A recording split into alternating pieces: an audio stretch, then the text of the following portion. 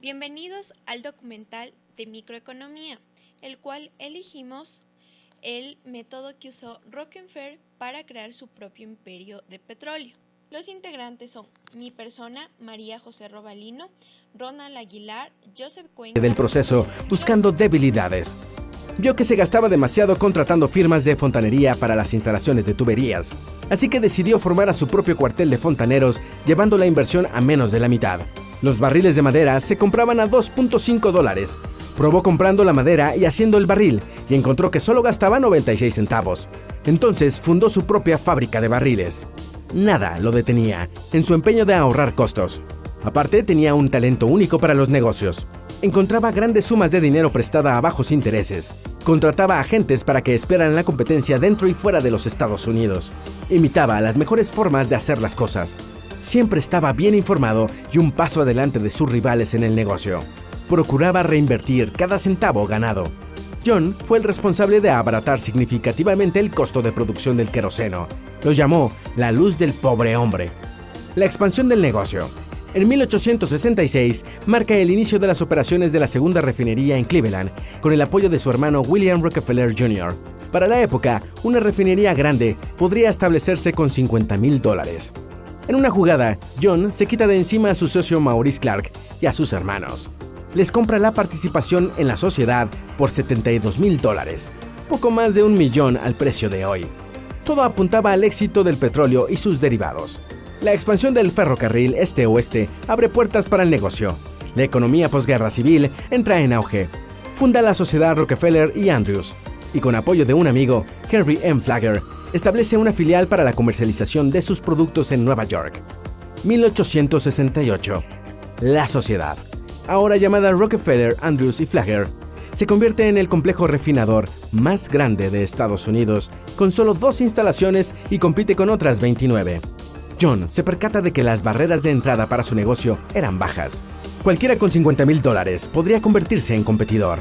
No cesa en su afán por investigar el proceso de refinación. Busca crecer a toda costa y aprovechar la economía de escala. Debía eliminar a la competencia.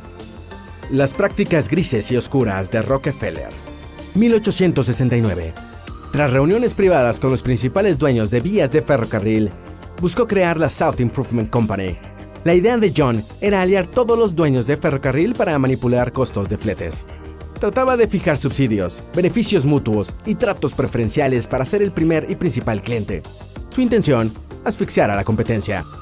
1870. Rockefeller acaba con la sociedad Rockefeller, Andrews y Flagler y crea la Standard Oil of Ohio, la refinería más rentable de la zona noroeste del país y el mayor productor de queroseno, destilados y subproductos.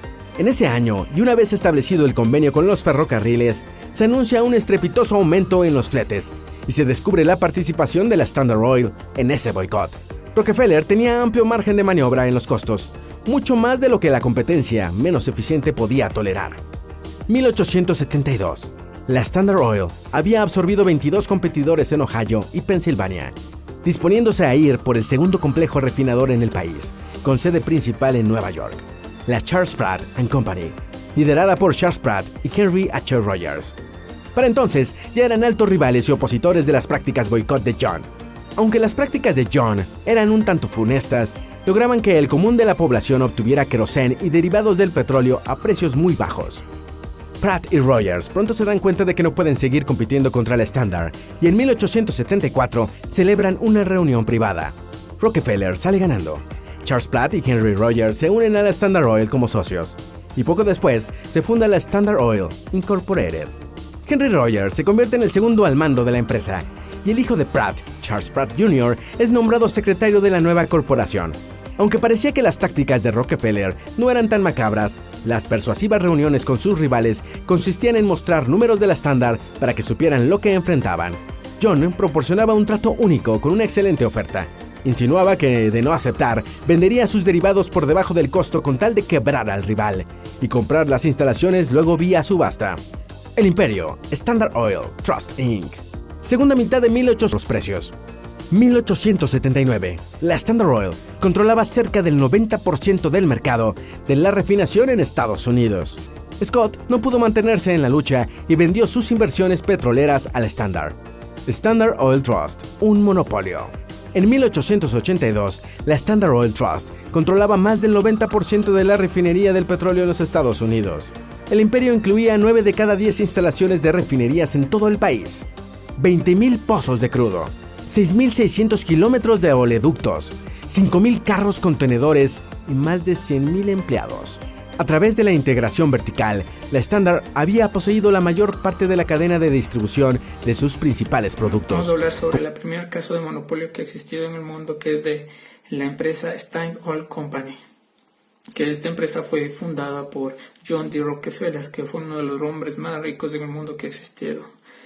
Para hablar de cómo surgió esta empresa debemos trasladar los inicios de John D. Rockefeller, que él fue un niño de escasos recursos que comenzó trabajando en el mercado y logró hacerse con el gusto de los negocios y con el tiempo logró estudiar algo relacionado con ello, que es como contabilidad y hacerse un gran analista de costos, lo que le llevó a trabajar en grandes empresas. Pero a sus 21 años hizo su primera empresa de transporte de alimentos, lo cual generó bastantes ganancias. Pero en el año 1859 en Estados Unidos surgió la fiebre del oro negro, que fue el primer pozo petrolero que existió en Estados Unidos, y toda la gente estuvo involucrada en eso, pero John D. Rockefeller vio una gran oportunidad no en perforar la tierra, sino en refinar el producto, refinar el petróleo y transformarlo en queroseno y en aceites para lámparas, ya que en ese tiempo no existía lo que es electricidad o carros. Y comenzó una gran demanda para las lámparas de este aceite, lo cual a John D. Rockefeller le generó grandes ganancias, porque lo que él producía es un barril de petróleo, que le costaba alrededor de $13, pero tenía una ganancia no menos inferior de $5. Entonces para él fue un gran avance. Debido a la gran demanda de estas lámparas para que necesitaba hacer el aceite, invirtió mucho más dinero, pero viendo que esos productos, el 40% de este petróleo se desperdiciaba, investigó y encontró otros nuevos productos, que como son el aceite, el alquitrán y cosas así, y algunos sustitutos más. El alquitrán, por ejemplo, lo sustituyó para hacer en vez de hacer las calles con piedras, pusieron alquitrán, entonces fue un gran sustituto. Rockefeller es un dueño de un multimillonario imperio de petróleo. Tenía una gran habilidad siendo analista de costos, misma que lo llevaría a tener mucho éxito en su vida financiera. A partir del minuto 5:35 al 10:45 nos explica cómo Rockefeller minimizó sus costos, es decir, empezó a reducir sus costos de producción siendo él mismo su propio proveedor de materia prima, lo que representaba mayor utilidad. Aplicó la economía de escala, que consiste en reducir los gastos de producción de una empresa cuando ésta ha decidido expandirse. Cuanto más produce la empresa, menor será el costo. Esto le permitió ganar poder de mercado, debido a que podría ofertar precios más baratos y de esa forma aniquilar a sus pequeños competidores. Para 1882, la Standard Oil Trust (INC) se había convertido en un monopolio, puesto que controlaba aproximadamente más del 90% del mercado de refinería en Estados Unidos. Recordemos que los monopolios son tomadores de precios, mismos que pueden reducir sus precios aumentando la cantidad producida. Como podemos ver en el gráfico, esta es una función de economía de escala. Entre mayor sea la cantidad producida, menor será el costo de producción. Recordemos que la cantidad óptima para producir se ubica en la parte más baja de la curva del costo total promedio. Para analizar este siguiente gráfico, analizaremos cómo se escoge el precio y la cantidad producida por un monopolio. Recordemos que los monopolios maximizan su utilidad cuando el costo marginal es igual al ingreso marginal, es decir, del punto A. Esa es la cantidad máxima que pueden producir. Ahora, la curva de demanda, el punto B, representa el precio que el monopolio debe cobrar. Es muy importante recordar que el precio del monopolio es mayor al precio de la competencia perfecta. Yo les voy a hablar sobre el monopolio que creó Rockefeller. Primero les voy a comentar sobre qué es un monopolio. Un monopolio es una falla de mercado el cual trata de una situación de privilegio legal o de falla de mercado, en el cual existe un productor o un agente económico que posee un gran poder de mercado y es el único en una industria, dado que posee un producto, bien o recurso determinado y diferenciado. Standard Oil Trust es una empresa petrolera estadounidense, la más importante de la época, la misma que abarcaba todos los aspectos de la comercialización, desde la producción y el transporte. Aparte de eso, Standard Oil Trust controlaba la refinación del petróleo hasta la venta final de los productos, llegando a ser el mayor refinador de petróleo del mundo y una de las primeras y más grandes corporaciones multinacionales del planeta. En 1882, la Standard Oil Trust controlaba el 90% de la refinería del petróleo de los Estados Unidos. Esto equivaldría a que 9 de cada 10 refinerías en Estados Unidos eran de dicha corporación. La Standard había poseído la mayor parte de la cadena de la distribución de uno de sus principales productos, como era el queroseno, un derivado del petróleo, y lo distribuían con el lema de abaratar costos.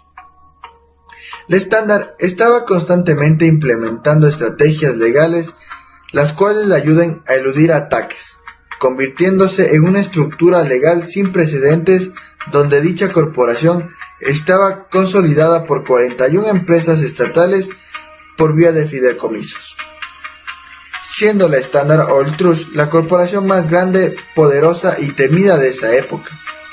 Entre 1884 y 1885, la Trust controlaba los niveles de petróleo refinado, adaptando los almacenamientos a las condiciones del mercado. En poco tiempo nace el mercado de futuros de petróleo y la Standard empieza a controlar el precio de spot, lo que causó el inicio de la Natural Petroleum Exchange, un movimiento antimonopolista que cada año lucha con Standard Oil Trust, obteniendo como resultado que en 1892 un tribunal estatal ordene la separación de la Standard Oil Ohio de la corporación Trust, marcando el primer paso hacia la desintegración del monopolio. Rockefeller ya piensa en su retiro entregando su presidencia.